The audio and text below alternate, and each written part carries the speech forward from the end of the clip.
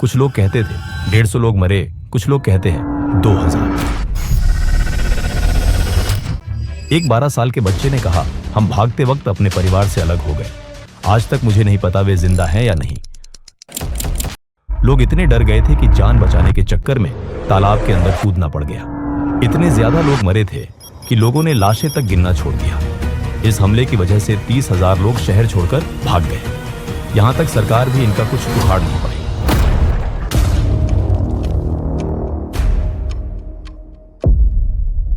Early 2000s में Nigeria का मैदुगुरी शहर, यहाँ एक मोहम्मद यूसुफ नाम का इस्लामिस्ट प्रीचर रहता था, एक कट्टर इस्लामिक सोच रखने वाला। उसके हिसाब से वेस्टर्न एजुकेशन हराम है।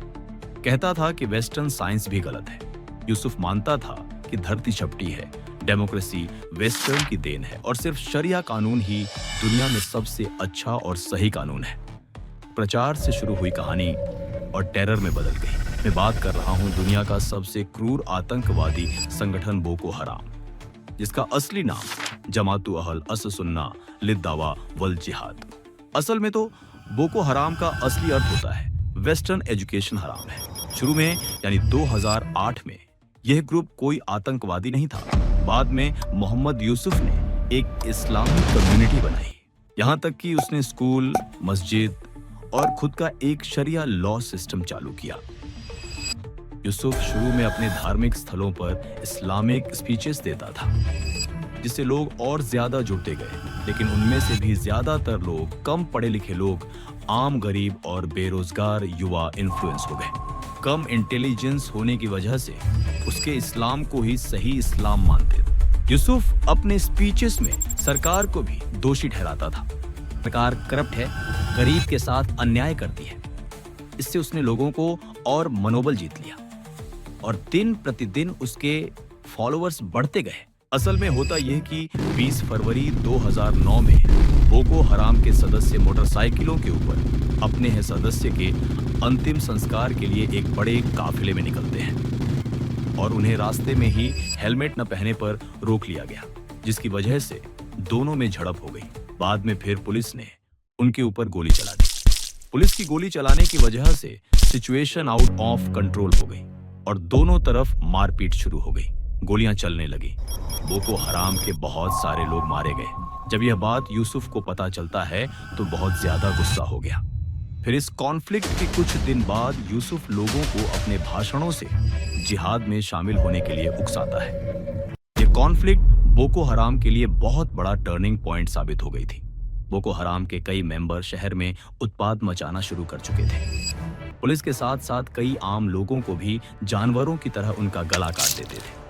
शुरू में बोको हराम के पास हथियार कम होने की वजह से पुलिस इन पर कंट्रोल कर लेती है। बाद में यूसुफ को भी पुलिस पकड़ लेती है और उसे पुलिस कस्टडी में ले गई। पूछताछ खत्म होने के बाद पुलिस उसे गोलियों से मरवा देती है, लेकिन पुलिस ने उसे बिना कोर्ट के आदेश बगैर मरवा दिया। यूसुफ के मौत के बाद उसके मेंबर्स को लगा कि सरकार ने जानबूझकर यूसुफ को मार दिया, इसलिए उनके अंदर गुस्सा और बदले की भावना और तेज हो गई। यूसुफ के बाद अब्बू बकर शेकाऊ को नया लीडर चुन लिया गया। अब्बू बकर शेकाऊ यूसुफ से भी ज्यादा हिंसक था।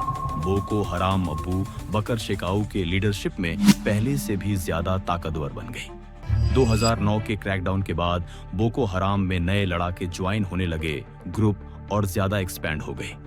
इन्होंने सबसे पहले किडनैपिंग, रॉबरीज और इलीगल ट्रेड से फंडिंग जुटाई।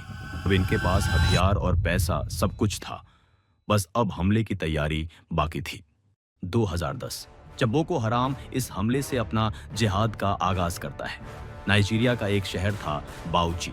वहां फेडरल जेल के ऊपर आतंकवादी भयानक हमला करके बोको हराम के 100 से भी ज्यादा मेंबर्स को छुड़ा लेते हैं और साथ में 700 कैदियों को रिहा कर देते हैं। यह हमला एक वार्निंग थी जो उससे कमजोर मानकर बैठे हुए थे।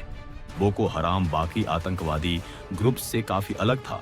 जहां दूसरे ग्रुप्स ज्यादातर सरकार के विरोध में काम करते थे, वहीं बोको हराम सिविलियंस के ऊपर ज्यादा हमला करते थे। ऐसे ही एक फेमस अटैक था जो उसको ग्लोबल लेवल पर इंट्रोड्यूस करने वाला था। 2014 का साल, 14 अप्रैल की रात नाइजीरिया का चिबोक शहर, जहां एक स्कूल के अंदर करीब 270 लड़कियां रात को रुकी हुई थी, क्योंकि अगले ही दिन उनका एग्जाम होने वाला था। सब लड़कियां सो रही थी। अचानक दूर से ट्रक्स की आवाज आने लगती है। स्कूल की लड़कियां आवाज सुनकर उठने लगती हैं।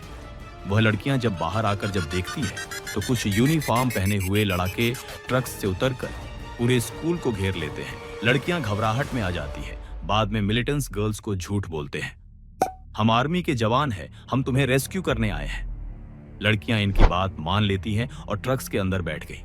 जैसे ही ट्रक्स सांबिया फॉरेस्ट में घुसी, लड़कियां तुरंत समझ गई कि हमें किडनैप कर लिया गया है, क्योंकि जब वे जंगल में एंटर करते हैं तब उनका बिहेवियर अचानक चेंज हो गया। मिलिटेंट्स वायलेंस पर उतर आ गए। लड़कियां पैनिक में अपनी जान बचाने के लिए ट्रकों से कूदने लगी। कुछ लड़कियां सेक्सुअल एब्यूज का शिकार हो गई। हालांकि बाद में कुछ लड़कियों को आर्मी तरफ से रेस्क्यू कर लिया गया, लेकिन अब भी 100 से अधिक लड़कियां लापता थीं। और इस हमले के बाद बोको हराम ने पूरी दुनिया को आकर्षित किया। बाद में उसे ग्लोबल अटेंशन मिलने लगा। बोको हराम अपने हमलों में डर और खौफ बेचता था। इससे भी डेडलिएस्ट हमला उन्होंने अगले साल यानी 2015 में किया था। नाइजीरिया का छोटा सा टाउन बागा, यहाँ एक जगह थी लेक छाड़। इसी के पास एक मिलिट्री बेस था। 3 जनवरी को बोको हराम के आतंकवादी हैवी वेपन्स के साथ सडन अटैक करते हैं। उस टाइम सोल्जर इस हमले के लिए तैयार थे और इसी का फायदा आतंकवादी उठाकर अचानक हमला कर देते हैं और कंटिन्यूसली फायर करते रहे। एक एक करके सारे सोल्जर्स को मार डालते हैं। कैंप के ऊपर हमला करने के बाद लड़ाके बागा टाउन की तरफ बढ़ते हैं। आते ही लोगों के ऊपर आतंक फैलाना शुरू करते हैं। बच्चे, बूढ़े, औरतें, सब लोगों को बहुत बेरहमी से मारने लगते हैं। लोग पैनिक में यहाँ वहाँ भागने लगते हैं। लोग इतनी घबराहट में आ जाते हैं कि तालाब के अंदर कूदने लग गए थे। जिनको तैरना नहीं आता वह भी कूदने लग गए। बाद में मिलिटेंट्स पूरे टाउन में आग लगाकर पूरे घरों को जलाकर राख कर दिए थे। यहाँ तक कि लोगों को भी नहीं बख्शे थे। धार धार हथियारों से दौड़कर मारने लगते हैं। पूरा टाउन लाशों से भर गया था। चारों तरफ बस खून से लथपथ डेड बॉडीज। हमला इतना भयावह था कि इसमें करीब 2000 निर्दोष लोगों को अपनी जान गंवानी पड़ी। बाद में जो लाशें गिन रहे थे वह भी इतनी लाशें देखकर पागल हो जाते हैं। यह हमला बोको हराम का सबसे बड़ा हमला था, क्योंकि आने वाले समय में बोको हराम आगे जाकर इतने बड़े हमले को अंजाम नहीं दे सकता था। होता यह है कि मार्च 2015 के बाद बोको हराम 2 हिस्सों में बंट गया।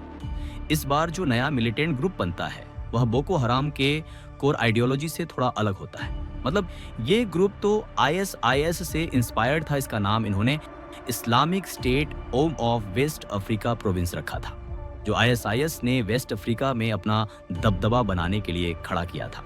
बोको हराम का नेतृत्व अबू बकर शेकाऊ कर था और इस्लामिक स्टेट का नेतृत्व अबू मुसब अल बरनावी कर रहा था। शेकाऊ को ISIS का तरीका पसंद नहीं आया। इसके बाद दोनों में डोमिनेंस के लिए क्लैशेस होने लगे। अब यह आपस में लड़ने लग गए थे। आए दिन दोनों के बीच लड़ाइयां हो रही थी।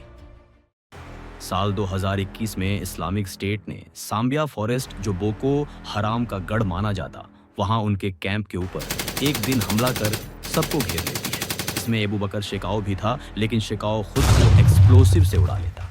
बस यही वो हमला था जब बोको हराम सबसे बुरी कगार पर आ चुका था। 2021 के बाद बोको हराम अलग अलग फंक्शंस में बट गया। कुछ लड़ाके इस्लामिक स्टेट में मिल गए और जो बाकी बचे थे वह अभी भी बहुत छोटे स्केल पर छुप छुप कर हमला कर रहे हैं। 2002 में एक छोटे से रिलीजियस मूवमेंट के रूप में शुरू हुआ बोको हराम आज भी वेस्ट अफ्रीका का सबसे डेंजरस एक्सट्रीमिस्ट ग्रुप्स में से एक बना हुआ है। यूनाइटेड नेशंस और अलग अलग रिपोर्ट्स के मुताबिक अब तक 40,000 से ज्यादा लोग इस कॉन्फ्लिक्ट में मारे जा चुके हैं। 2 मिलियन से भी ज्यादा लोग अपने घर बार सब कुछ छोड़ने पर मजबूर हुए हैं।